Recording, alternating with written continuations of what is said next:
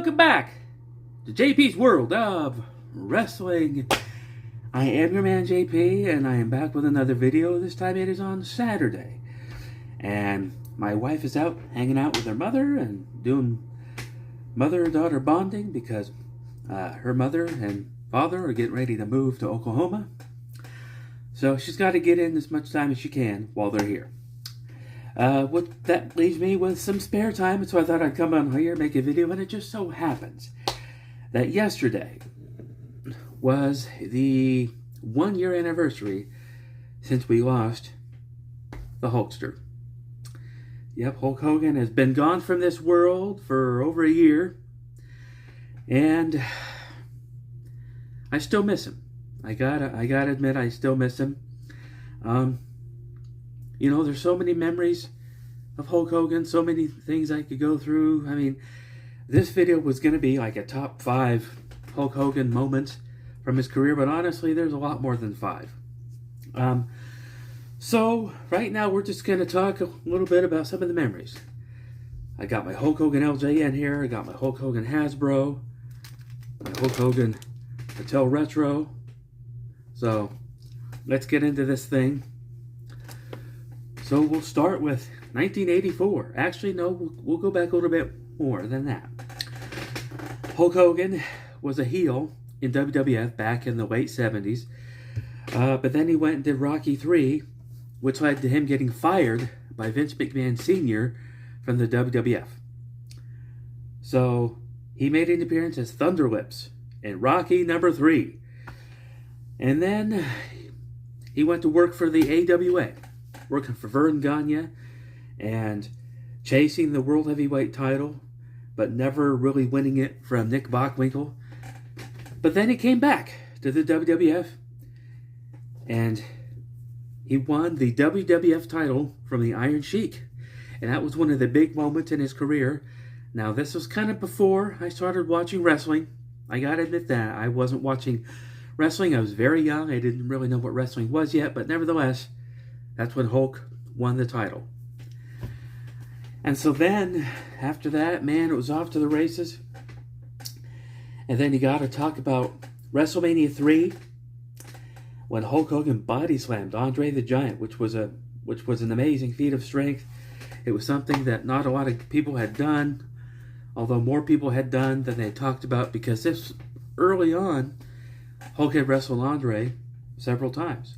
But it was when Hulk was a heel. It was during his initial first run in the WWF, so they didn't really talk about that. They only talked about Andre the Giant being this unbeatable giant, and suddenly he had turned heel, turned his back on his best friend Hulk Hogan, and the two collided at WrestleMania 3 in front of a record-setting crowd. That was an amazing moment. I do remember that moment because that was just exciting. It was an amazing, exciting moment. So then, fast forward a few years, you got to talk about WrestleMania 6. Or actually, we'll talk about WrestleMania 5 because 5 was pretty good. Once again, Hulk Hogan had to wrestle his best friend that had turned on him, Macho Man Randy Savage. But then the next year, Hulk passed the torch to the Ultimate Warrior at WrestleMania 6 for the first time ever. 2 baby faces wrestling each other at a big major pay-per-view. And it was a risk, but it paid off because WrestleMania 6 is probably one of my top 5 WrestleManias of all time. Bar none. So then, one of the moments that sticks out in my memory also took place on the Brother Love show. When Brother Love was interviewing Hulk Hogan, but then he got attacked by Earthquake.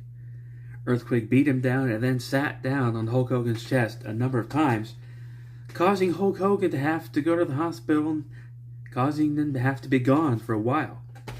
Hulk Hogan was gone from WWF TV because of that dastardly Earthquake. Ooh.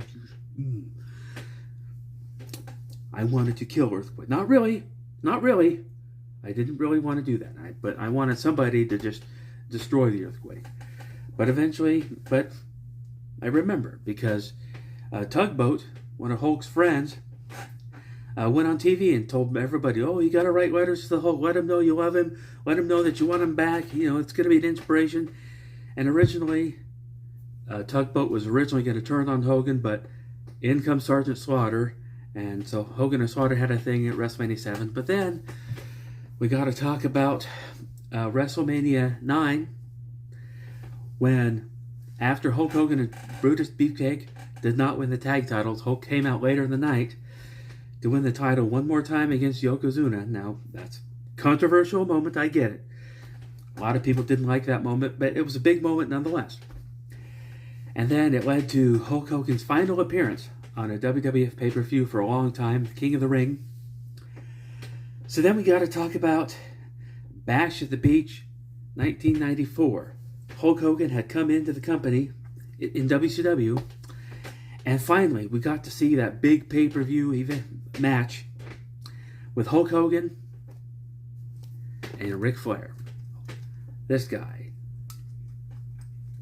against Ric Flair, a match that should have taken place at WrestleMania 8, but WWF didn't do it because they had tried it on their house show loop and it just didn't really sell well, wasn't really selling a lot of tickets, so they figured if we can't sell it on the house shows, we won't be able to sell it on the pay-per-view. So they went a different direction, but nevertheless, Hulk eventually made his way to WCW, and he wrestled Ric Flair at the Bash of the Beach, which was pretty amazing moment. And then you fast forward a couple years, again at Bash of the Beach, Hulk Hogan did the unthinkable. He turned his back on the fans and he joined the NWO. Hollywood Hogan was born, and the heel Hogan that I never thought I would see was here spitting in the face of the fans and just spitting on everything that was traditional in the wrestling industry. And I have to admit, back then, I hated him. I hated Hulk. How could you do this to us, Hulk Hogan? How could you turn your back on us, the fans, that have supported you all these years? And I think that's why it was so successful. It's because he was such a big, instrumental good guy, he made an incredible bad guy. So then eventually WCW, of course, went out of business, and Hulk Hogan eventually made a triumphant return with Scott Hall and Kevin Nash. They're up there. I'm not going to on that, but he made a return in 2002 to the WWE, or I think it was still WWF by then, and him and the NWO, they started up again. They started trying to wreak havoc in the WWE. It didn't land as good by then because WWF had guys like The Rock and Stone Cold, and so, but Hulk, it didn't last long because the fans, they couldn't help but to cheer for him.